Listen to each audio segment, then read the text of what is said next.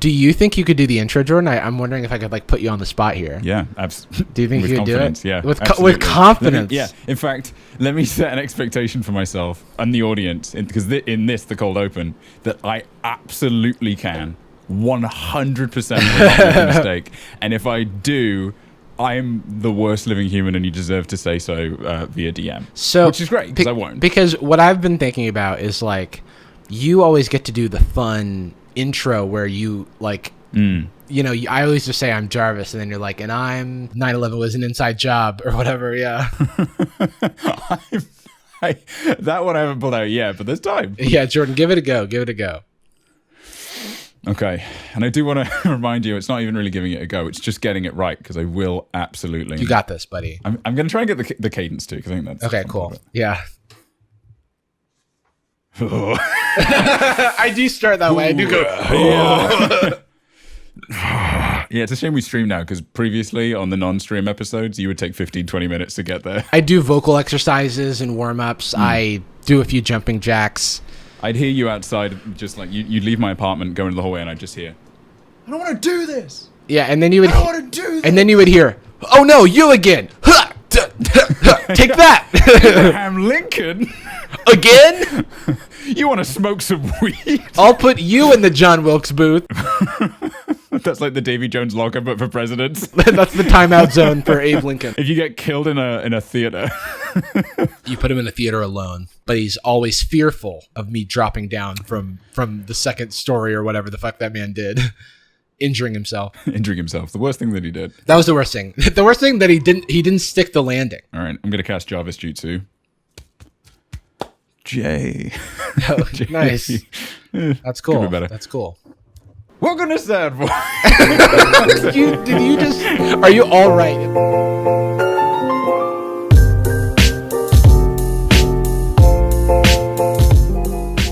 Welcome to Sad Boys, a comedy podcast about feelings and other things also. Close. I'm Jordan. And I'm disappointed.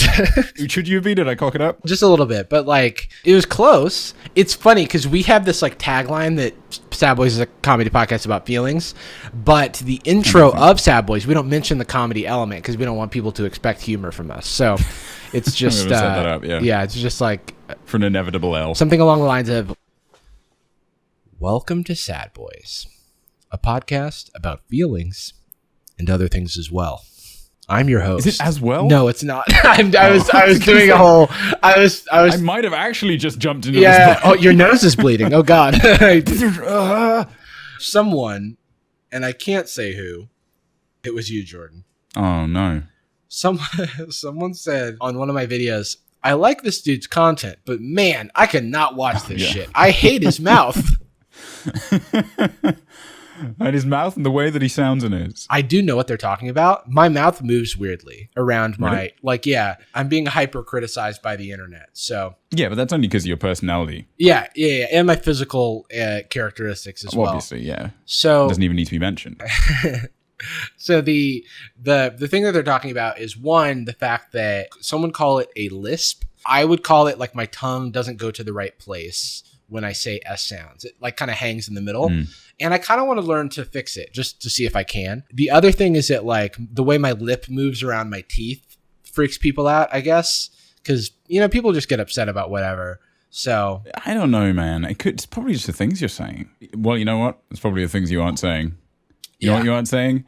What's with these bloody liberals? I mean, hey, you're looking for a bloody safe space? Bloody ICU. I'll bloody put you pretty safe in there. I'll bloody put you in there, eh? Yeah. Do you think we'll ever have to do a clarification that the show is not just because we are sad? It's because we hold the capacity to be sad. Yeah, That's a thing. I feel like it's more about normalizing feelings in general. All of them. Yeah, that's true. Maybe that's what the show should be called. Normalizing feelings in general, boys. Comma, boys. Should we run back the intro? Yeah, sure. I'm confident I can get it right this time. Well, I think I'll take this one. Oh, yeah. Now that the title is longer and more complex. Welcome to Normalizing Feelings in General, boys. A podcast about feelings in general. I'm General Jarvis. Am I still Jordan? I mean, for this version? It's up to you. Thus concludes, why are people being so mean to me? I don't know why, except for I do. I mean, you make stuff on the internet and people criticize you for basically every aspect of your person. So, but it has like outside of in the moment kind of stuff, or they touched on something I know I was insecure about, and so it's raised it again, or at least validated it in some way, or even just the topics come up, so I feel bad. Outside of that kind of stuff, has it ever given you one? Like, have you ever like, oh wow, I had like no idea I was African American? Oh no, I think that like I'm so hyper aware of myself that like. I mean, one funny thing is that I think I sent this comment to you, is that people really think I'm unaware of myself, which is interesting. So for example, wait, what a fucking joy that would be. I know. I would honestly, insane privilege. Well, I mean, there's a number of comments about how I talk over you, which is like, honestly, now that I've looked into it, most of it is done the research. Most of it is double-blind study. The latency. Yeah, like. It's absolutely the latency. Like I do the same, but I think generally just because I'm sort of your co-host and I'm Flavor, I think it just happens more the other way. I mean, I would say that we're both co-hosts for the record, but because I'm doing the recording, usually things are like set to my time, and then you're the one with lags. Well, I prefer it. I think absolutely we're equal co-hosts. Yeah. I'm the muscle, the looks, the intelligence, and you're sort of my little problem, I'm there too. Problem yes, sidekick. yes. I need something to make fun of, something to cyberbully, something to bounce off. Yeah. I genuinely do like being sort of a little like the color, right? Like just throwing my thought in. I'm not good at building narrative. Like if we're talking about like a Shane thing, I jump around a little too much. It's like very nice to. I don't know. I trust you. I trust you with this stuff. I think I just naturally am like, I'm naturally nervous about the dead air or whatever, and trying to like make sure that things are staying on the rails or whatever.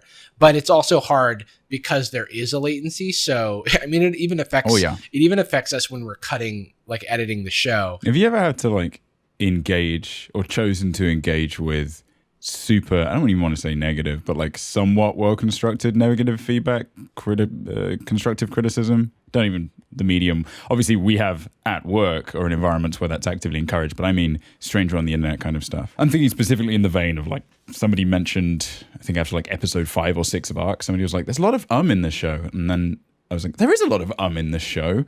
But I think it's partially we're getting used to that style of improv and trying to fill dead air when ultimately like... Right.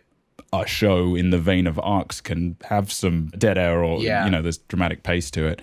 And I say 50 times less ums and ers than I used to because I'm aware of it now, having edited myself. Right. I'm very aware of how often I and ah, but I still do it because it's natural for me. I'm kind of trying to train myself out of it, but it involves me actually thinking about what I'm going to say before I say it, which isn't really how I operate, isn't how my ADHD brain operates. But I do get a lot of comments about my ums. It was something I became super aware of when I began editing Sad Boys, like the first like 26 episodes of the show, I edited myself. And so I became hyper acquainted with my speech patterns. And I would cut a lot of the stuff out because I could kind of craft the version of myself that I wanted to be because it was audio. And if we did that in video, there would be a lot of, cuts back and forth, but people give me shit for the ums and people give me shit for a lot of things actually. But I mean, I think I'm fine. Do you have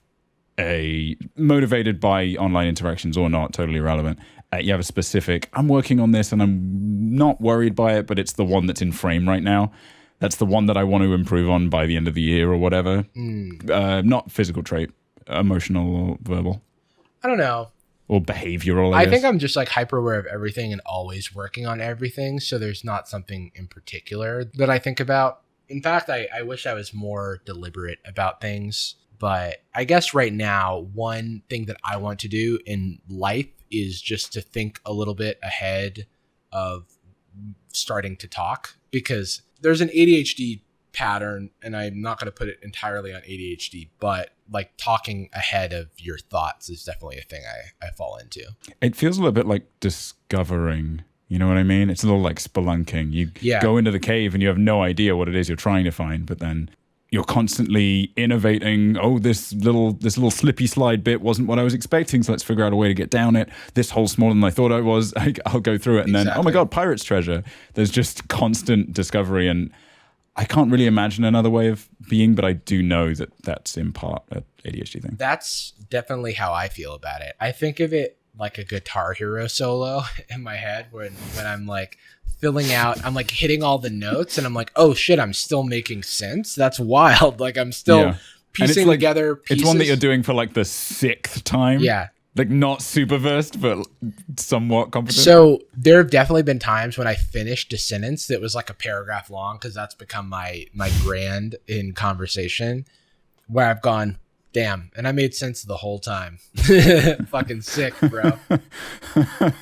while they're replying to it, they just see you going like, bruh. Yeah, man. I think, to answer your question slightly differently, I also talk too much, I think. It's something I struggle with. Like, I always have, like, my thoughts are going a million miles a minute, and I have so many things that I want to say at once. It's sometimes very difficult to order those things, and I just feel like I need to keep getting it all out, or else I'll lose it. And that's something that I don't like about myself. Like, it's hard to hold it in because I'm afraid that I'll lose it. And I think that in my head, it's like so valuable to say it, but it's probably not.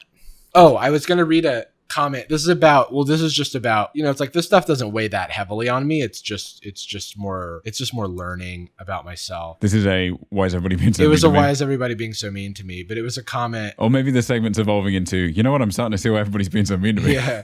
Most people who are leaving these comments don't expect that they will be read. So that's like something to keep in mind. If you're an up and coming creator and you're getting like bad comments on the internet, most people don't expect them to be read. And if you ever confront somebody who writes one of these comments, they're always so apologetic, Yeah. Or they're just like, oh my God, I didn't think you'd see that. Okay. So this is a comment on one of the Sad Boys videos. Jarvis, let him finish his thoughts and sentences. We get that you're excited, but it's coming off rude and narcissistic. You don't seem to care about his thoughts and feelings or input at all. It makes it seem as though he's just the fall guy for you to bounce things off of instead of a partner of a co-hosted podcast. It's obvious that you don't realize this, but please open your eyes to it. And I'm like, wow, please do tell me about myself. I'm not hyper aware of this already. It's fascinating because we've talked about it like a couple of times, because it's comments about both of us have been coming up more, or like comments about the show have been coming up more because we're putting it now on a forum where there's way more people talking about it, and it comes with a speaking area. Yeah. Like getting podcast feed thoughts to someone there's like 18 steps to do that. So doing it for this show has never been nearly as easy as it is now, especially since we're very hyper aware of the videos themselves. I mean, I'm reading every comment currently, and I don't intend to do that at least as much. Yeah. I mean, as you ever would when you put something out right at the beginning. Yeah. I read every comment on my channel for like a really long time. Now I just like kind of choose to dip in and dip out whenever. Like for your videos in particular, do you see a lot of the same comments and they provide no value? Is that why? No, it's more just like, I'd say there's a part of it that's self-preservation, because I feel like I should only read comments when I'm like prepared to like see something I don't like, because I don't want like my attention to be hijacked by something. It's just a lot to constantly be checking in on. So if I ever need some dopamine or whatever, I'll do that. I'll open up the thing and I'll refresh and I'll see if someone said some stuff.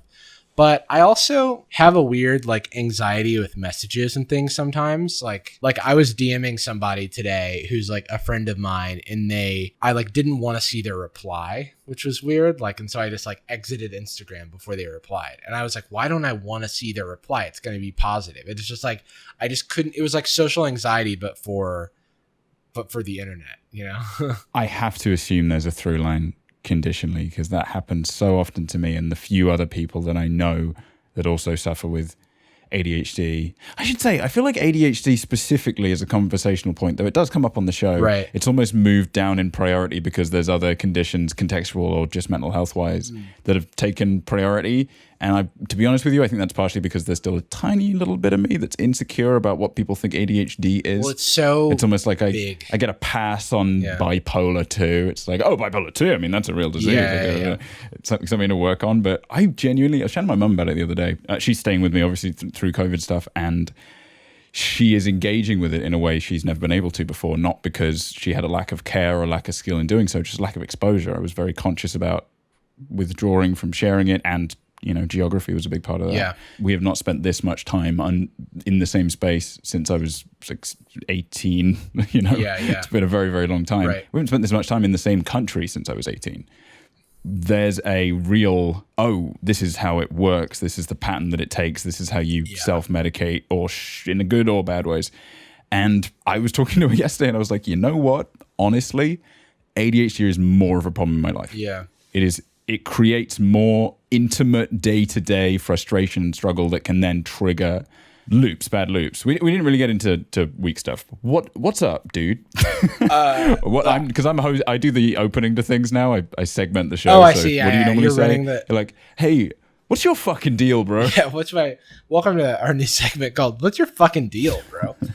Your fucking deal, man. I don't know. I've had a very busy couple of days. I'd say like maybe the last like five or so days, where I've been working on the podcast a lot, working on videos a lot, to a point where I'm not getting a ton of sleep. Basically, I'm like waking up, working until I'm exhausted, like going to the couch, like falling asleep, and then like doing it again. And I don't love it, but it's also like working towards something that I can see the light at the end of the tunnel. It kind of boiled to a head yesterday, which is when my video was supposed to come out. So video was like lagging. We had the Danny recording on Sunday, and everything was going well, but just a combination of work stuff where I'm coordinating stuff between a lot of people, and also trying to like be creative in my own right, and needing to commit a significant number of hours to editing my video. It just felt very overwhelming. Like I didn't have time for anything. And then like sort of the other night, like Monday night, I think I get a call from Sadie at like 11 p.m. where it's like, hey, can we do like a self-tape tomorrow for something? Which is like an audition, but like remotely, but where you tape it and then you send it off. And it was for like a commercial where we had to like eat wings and pretend. Oh, it's for both of you? Yeah. It's a couple, like, because I've been doing a couple of couples auditions with her because they're coming up, and I can do the job. And so I can kind of help her with that. But it was the thing where I was like, I woke up at 6 and I was like editing my video all day, and then I was running behind, and then Sadie came over, and we were like supposed to have a Sad Boys meeting, and I was supposed to have another meeting, and I had therapy, and I kind of like missed everything, just like doing the self-tape, like trying to navigate video stuff. I had like a brand deal on that video, so it was just like a deadline that I couldn't really miss.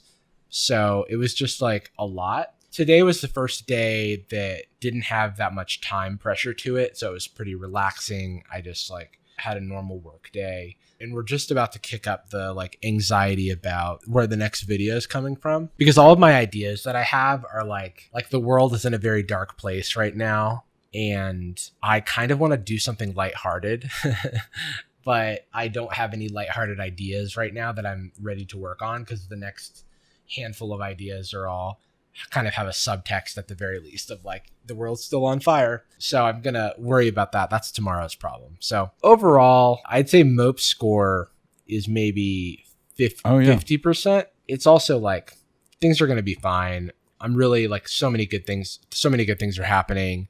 It's just like, and all the work is for like, it's very fulfilling. And so it's not like a burnout risk or anything like that. It's more just needing to make sure I take care of myself and focus on like the other aspects of life than just work. But we have very similar patterns of needing not outside validation. It's not like I have to get this video or podcast out because then people will say nice things and that make me feel good.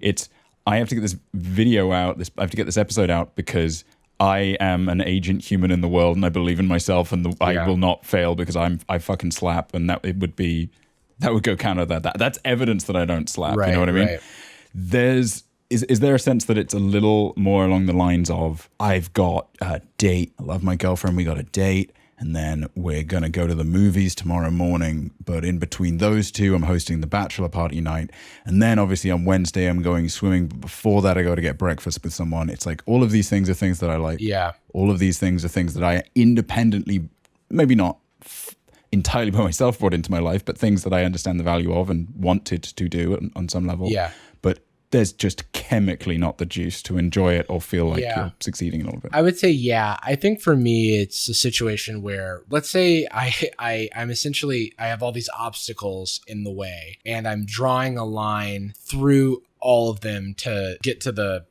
end goal or whatever. When I run late behind that like meticulous plan, it starts to introduce stress because then I'm trying to like figure out how to move the Tetris blocks in real time rather than like planning it out ahead of time. And it becomes hard for me to be in the moment. ADHD brain, I guess, but just worrying about the next thing and the next thing and the next thing. I just have to take a stop, take a break and just like think for a few minutes and just like breathe. And then I kind of get back into it. Okay, Jordan, enough about me. We've had like a little bit of a Jarvis sad corner, and I like it. I like the vibe, to be honest. I'm enjoying this is why I like the show so much, just for our benefit. There's something really cathartic about it. Yeah. It jumps to mind why I don't really propagate that feedback about you interrupting me or dominating the conversation in that way, because hey, we don't do that kind of nicety. That's not the way that we are instinctually, and it's also not what we, for want of a better phrase, are trained to do. Like we come from career and personal backgrounds where that gets beaten the fuck out of us. Those, using a compliment sandwich or just saying no when somebody has feedback. It's just, we know they don't work. So why are we putting them in our lives? And I care about this show. If I was worried that it was affecting the show, I would absolutely say it. For sure, yeah. Completely selfish. Yeah. It's not an issue for me. It's in fact something that I get worried about me doing, just as we should. We should always be aware of it.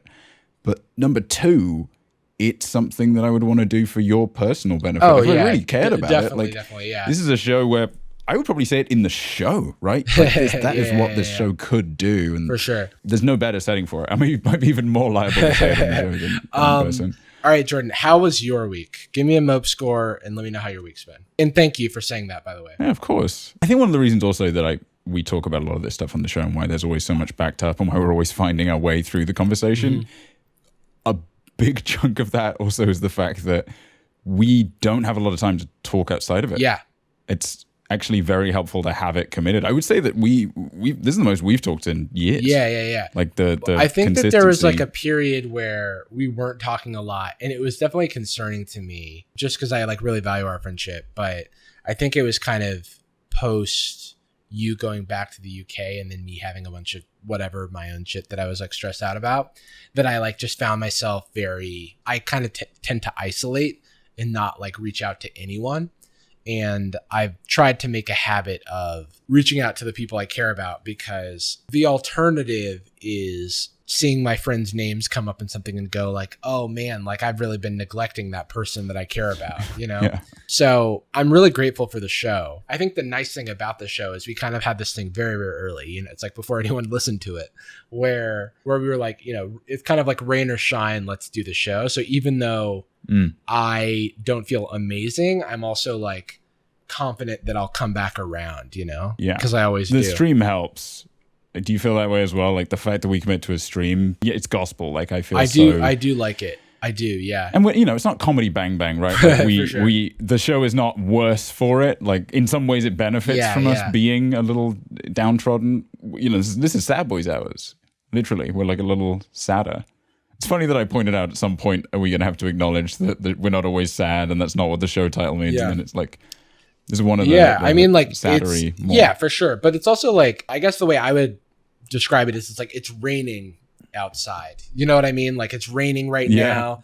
It's fine. The sun will come out tomorrow and all that jazz. I do like that the show kind of has that range. But we kind of got off topic. You were talking about your week and giving us a Mope score. Oh yeah, Mope scores. Oh, sorry. Just to tie up that last thread, I would say that streaming is great. The one thing that I need to get better at with streaming, like if I want to improve at, is that there are so many things to pay attention to when I'm streaming that I have to work really hard to just focus on the conversation, because otherwise it's difficult to be present. So because I'm serving as like the producer of the show as well as the like co-host or whatever, I want to reduce the amount of time I need to like be a producer and like duck out of the conversation to like fix something or like look at the chat or whatever. So how do you feel about long-term, most likely in person, if there's no immediate solution?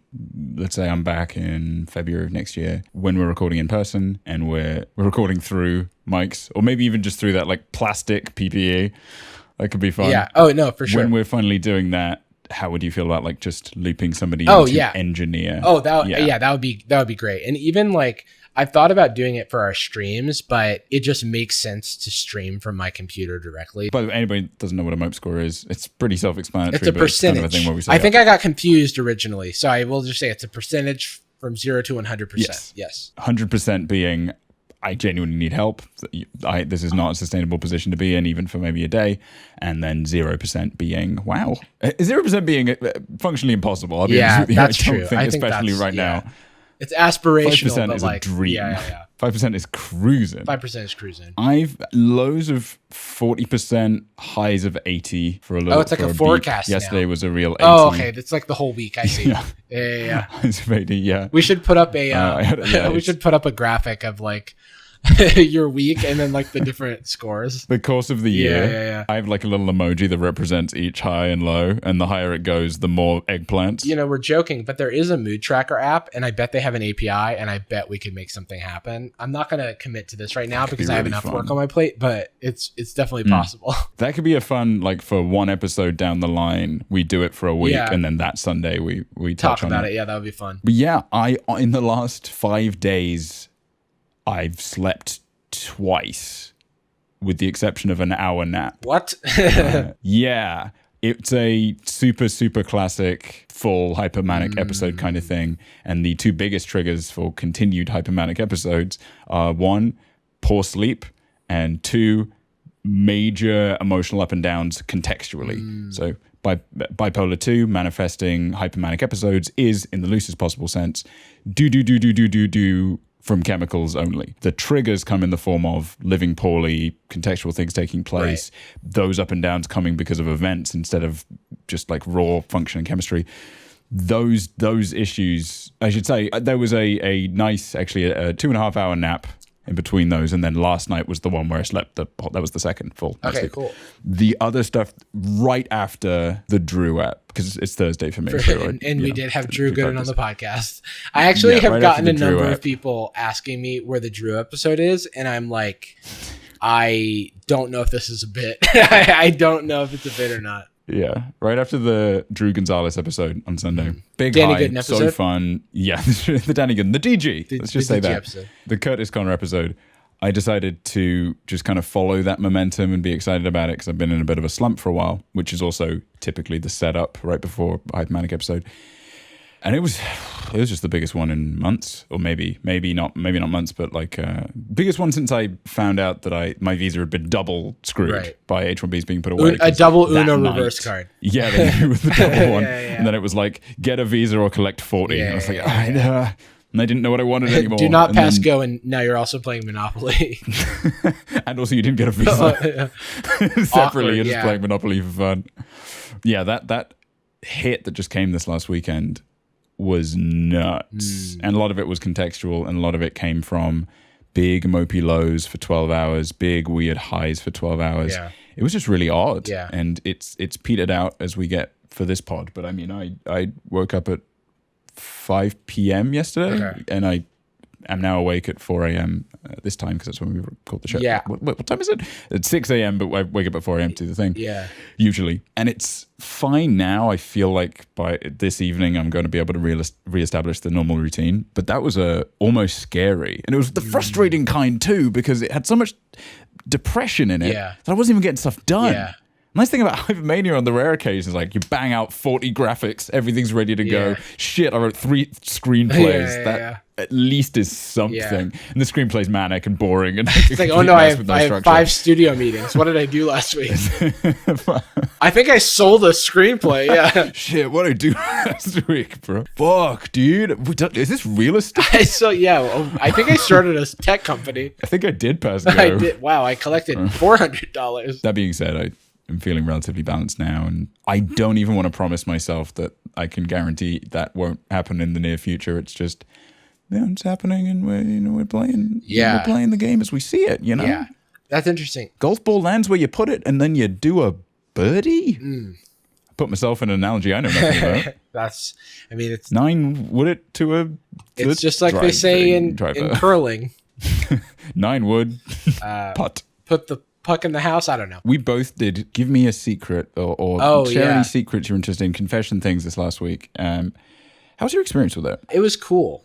I definitely want to do it again. It was very humanizing and just like very grounding to see people's shit, you know, like seeing people's things that they're ashamed of, seeing a lot of like myself in this kind of thing, giving a lot of advice. I wrote to so many people about their trials and tribulations. It was very cool, you know, because it's like easy to imagine your audience as like a number, but actually interacting with like an individual makes you like more aware of like the full person behind it. And I think that that's always a good thing. How about you?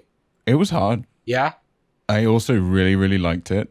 I'm really glad I did it. I'd like to say I wish I'd put more answers, but I don't think I really had the fortitude for it. Yeah. Like balancing the meme responses, which can be fun with the very sincere stuff, is nice. But I was expecting maybe 40, maybe 50, but lately there's been growth on my socials, but that's also a very compelling thing to put up. So there was like a good 350, 360 in there.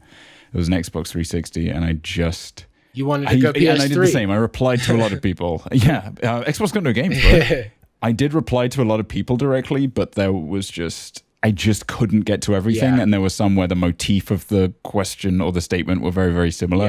Yeah. But I replied to a couple, or I think 2, about being in the closet and being harassed because of it. A number of things about coming out the closet and being supported in that way, but 2 specifically about that. And on the second one, I just did the video one where I was like, hey, here's the resource that I suggest. Because A, I felt completely fucking out of my depth. Yeah. But B, I couldn't bear to say nothing to the 50 responses that were that. Yeah. And at the same time, some of them were far more intricate, and I didn't know what to do with those. And if that was one of yours, I do apologize. But there were some that were followed up with like very specific questions and really emotionally poignant. What's nice is a lot of them were DMs, and so I can get to them later. Right. I just have to think about them. And if anybody is feeling like they might have sent me something inappropriate, not one person did. I read every single one of them. So 100% of mine were inappropriate. So I'm jealous, but yeah. Well, they were also all from me. Oh, that does make sense. Well, actually, no. There was 1 or 2. Several people said they had sex dreams that I was in. Okay, well, I mean, I got none of those, so take that as not even you didn't see mine. Maybe the Instagram algorithm took it away.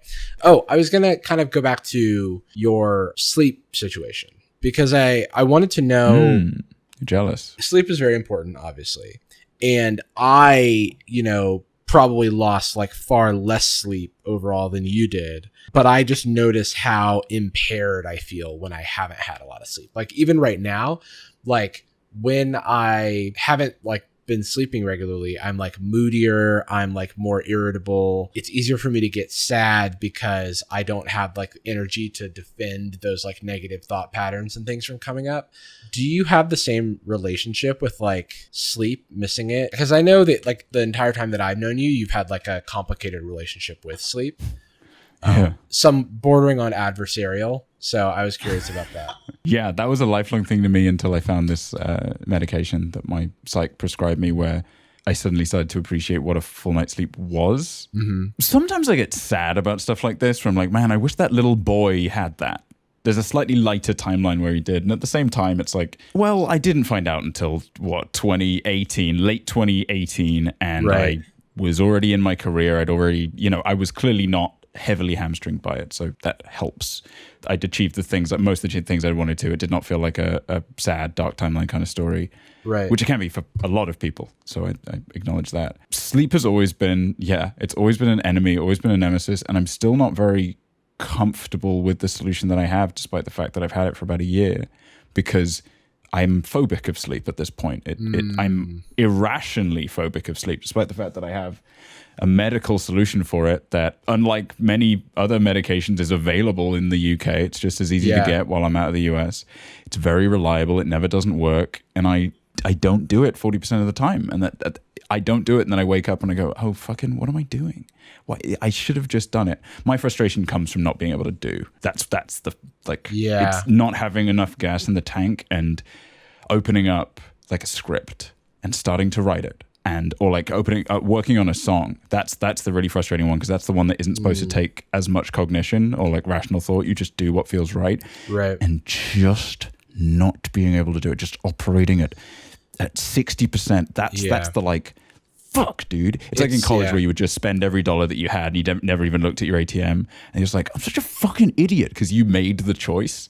And it could have happened for a million different reasons, but that feeling of, God damn it, imagine how fun this like hangout I'm having with my friends right now would be if I slept or been kind to myself. That's something I struggle with a lot, is like executive function or executive dysfunction, you know, like knowing exactly what you need to do and then not being able to do it. It's a very critical element of like ADHD symptom. I watched this talk about how it helps for people with ADHD to create structures around their life that adds those immediate consequences. That way you're not like kind of wasting away in inaction. But it's very hard to need to create that sort of environment for like every type of task that you're doing in your life.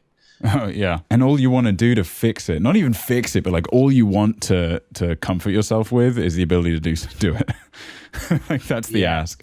I feel unable to do things. Being kind to yourself doesn't work. Taking a bath, smoking some weed. Like there isn't just the quick solution. What you want to be able to do is go, no, fuck off me. Yeah, I can, dude. Actually, watch me do it right now, dude. And you can't actually at all. The one anecdote that is very indicative of this is like my first semester of college, I took pretty easy classes, but I took very few of them because I didn't know what college was like and no one was really like helping me through it.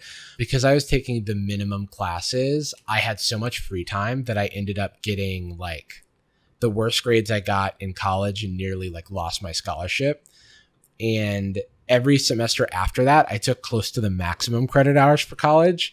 The next time I took like the maximum credit hours, I took like 4 of the most demanding classes in my major and I got straight A's. And it was because there was no option other than to do the things that I needed to do. And I kind of like need that structure, those guardrails in order to get me to like convince my brain to perform. It's also like why I'm good at tests, because like it's kind of like this game time mentality where my brain kind of clicks in and can actually function. That's our podcast, ADHD Boys. Hey, here we are. We're back. We're still no good. That's like, that should be the new wrap up. While the past several days were fucking buck wild as far as my mental health were going, I'm more or less leveled out now, and I would say you're struggling more with the exhaustion. And I'm just all I am is tired. Like as soon I'm just gonna sleep like a full night's sleep tonight and tomorrow, and I'll probably be good. Anyway, let's move on to something more fun. I don't have anything more fun, but I'm hoping you do, Jordan.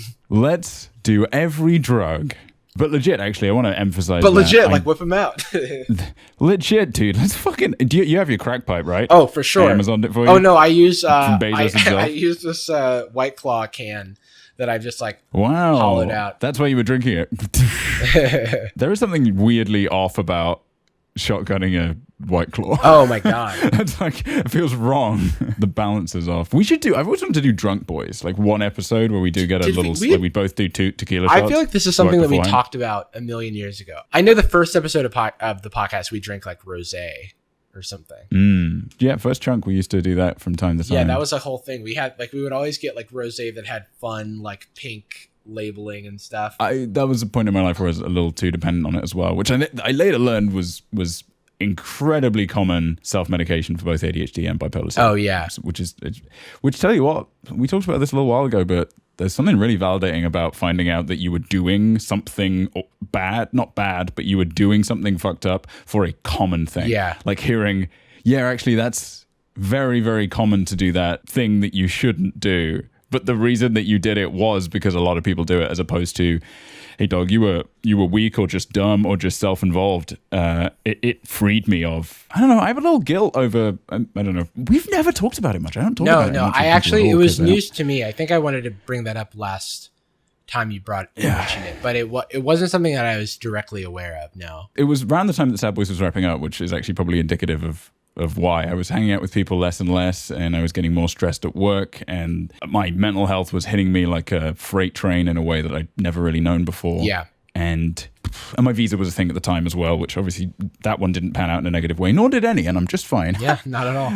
I'm good, actually, dude. And I just drank a lot. And I don't mean socially. I mean to the degree where alcohol is now a thing I have to be very cautious with. I don't have it in the house generally. And it was not always... The thing is, now I don't drink to excess. But there was a period of time there with probably once, maybe twice a week, I would at the worst point, just drink and like so much I would just throw up, and then I would just go to the work the next day. I would drink like 2/3 of a Yay Big Maker's Mark that I'd bought an hour earlier, and just because there was just that. I get home from work and I can't feel anything. Like I literally can't feel anything, and the frustration and anger that came with that, and the guilt, vague, asymmetrical guilt that doesn't seem to line up with any rationale or thing that has happened was just really frustrating. And there were only about 3 months where it was that bad, and then just on the other side there was just, I'd get drunk maybe four times a week at home, and it was, I remember looking back near the end of it where my life had improved contextually, and so it was easier to deal with it. That was it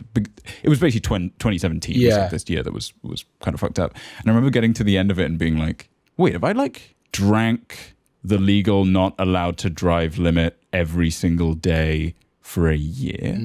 Like I was just looking at it, I was like, I think we're 10 months deep to drinking more than most do when they go to a pub. That was, I don't know. I don't have any real pain about it. That's the funny thing. It helped getting talking about it with my psych and putting it in its place. And now also booze doesn't have the effect. I mean, that's the really important thing. That was the weird realization. I used to have this thing where I never understood how somebody could just have a drink, finish it, and then continue having a conversation without just being like looking at the bar, like just needing to get another one instantly, which I still hold on to a degree because it's habit really. And also I'm half Irish. And now I look at that and I go like, I could do with another one, I guess. But that feeling of like freedom, that like, oh fuck, the serotonin's back, boys, let's fucking go.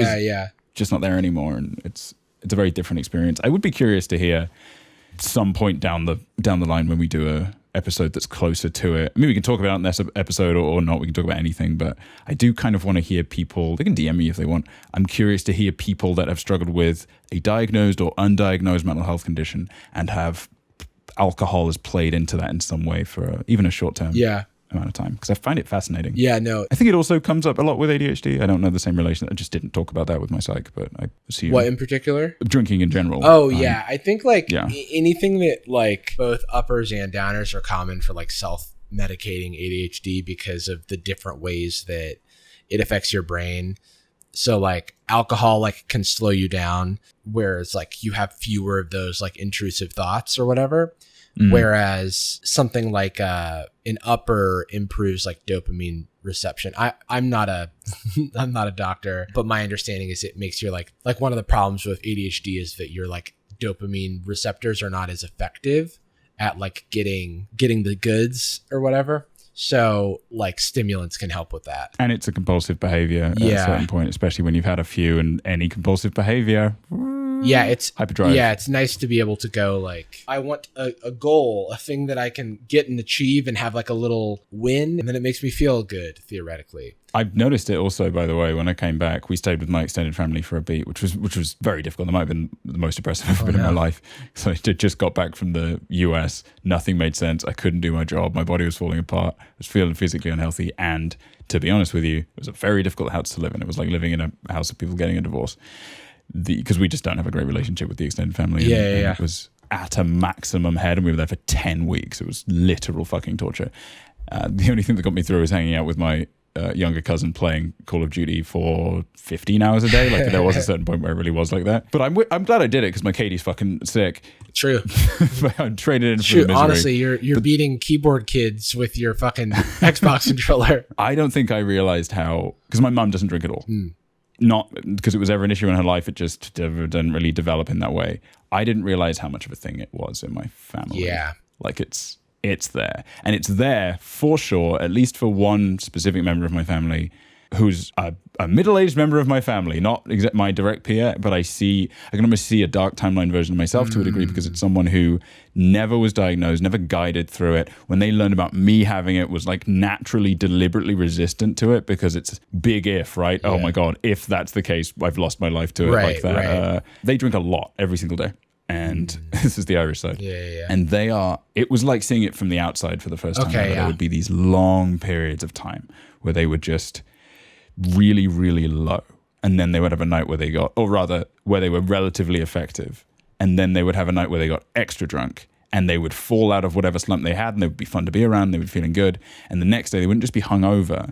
The hangover would stick around for about 4 days. Oh. And 4 days to a week is historically how long a rapid cycle depression comes in bipolar 2. Sometimes it's very variable, but it was textbook, dude. Like it was almost surreal, like with almost no aberrations to the general. Like you just read the medical handbook, and there was like this real pain to. God, I want to fucking shake it out of you. Like I want to throw you in a doctor's office and have you be receptive to it. But just as much as I'm worried some people in the chat or some people that just listen to the show or have diagnosed conditions but don't push on finding at least some kind of CBT solution. Yeah. I just find out. Don't lose years. Don't lose time to it right now. If you have access, like, and it's like, I guess BetterHelp or something like that might be just like whatever short-term resources you have access to. Like if you have an internet connection, like maybe online resources, but if you do have healthcare, if you do have, like if you don't live in the US and there's a reasonable healthcare system, a lot of people have access to free therapy. I learned that exists in Australia, which is like you have a number of sessions that are just like there for free. And I'm like, oh, America is the darkest timeline. Australia also got rid of all of its guns when there was a mass shooting. They were like, oh, wait, that's very bad. I guess. Well, wait, was that New Zealand? And they were right. Because I think that was like Jacinda Ardern, right? Who did that? Oh, that was very recently. In the early 2000s. Early 2000s, I see. Yeah, my world history doesn't go back far enough. No need. America number one. America best. American America exceptionalism. Strong, Republican strong. It means we're exceptional. Australia, it's something of a heaven, but a lot of my friends that live there are like, hey, you nailed it on this stuff. Maybe be a little less racist. Yeah. Maybe just a bit. Great on the guns. Maybe just a bit. Just a skosh. Yeah, would you mind actually? Just not being racist. I would like that. Can you not? Very much. Cool. I'm liking this app, dude. I'm liking the energy a lot. Yeah, this is, I don't know if that makes me a pervert. You're an emotional pervert. Do you want to wrap up the show? Oh yeah, we've got to do that. Wait, do I have to do it? Yeah, give it a go. Give it a go, Jordan. Great, because I can, and it's not an issue. You're so for me good at it because I do know how to do it. I mean, this many episodes, it would be insane if I didn't know how to do this. And we like to end Sad Boys with a particular phrase. Oh, I forgot. We do have fun. We do have fun. We like to finish. I fucked it. I nailed it, dude. I fucking nailed it, bro. Shit! Don't clip that, please. Please don't clip it. I'm begging you. Please, where's the button to stop that, bro? We love you, and we're sorry. Gucci girl, how you doing? How you moving, girl? Moving, girl. How's your day?